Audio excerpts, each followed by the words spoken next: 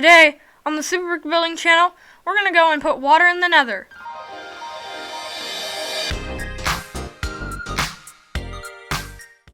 So to put water in the Nether, we need to go get a slab of any kind. So you can see it says oak slab right there. It could be any slab you want. It doesn't have to be oak.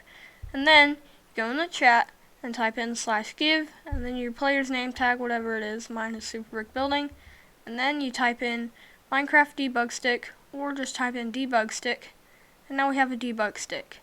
So you place your slab down and left click the slab until it says selected waterlogged, and then you right click it, and then there's water in the slab. Then you just break the slab and there's water in the Nether. There are also a few more ways to put water in the Nether, and I'll go show you them a little bit later in this video. So you can see that the water flows down like regular water, and you can see that when it goes and hits the ground, it flows, and then when it goes and touches the lava, it turns the lava into obsidian. So that's a great way to get obsidian. And if you go up here, I'll show you another way to put water in the Nether. So to do this, I'd recommend going on the ground, and then you type in /setBlock, and a little squiggly line 3 times, and then type in water. So you can see water, and then it places water in the Nether. So the setBlock command I did is the exact same thing as the debug stick, because it puts water in the Nether. But I think it's a little bit easier, because you can type in a simple command instead of getting the slab and the debug stick, and then clicking on the slab with your debug stick. If you want to do this in survival mode, because in survival mode you can't use commands, you take a cauldron and a water bucket. I bet you can see where this is going, and you just put water in the cauldron, and then you have water in the Nether.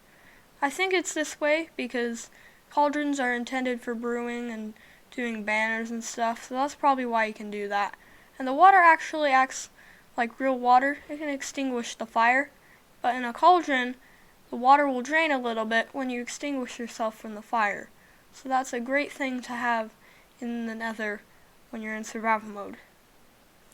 So, because we can put water in the Nether with this neat little trick, we can go and build a staircase out of cobblestone and make something called a lava cast.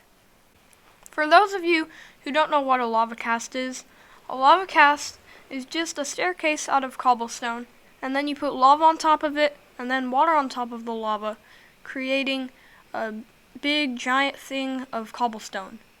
So you can see this is what it looks like when you make one.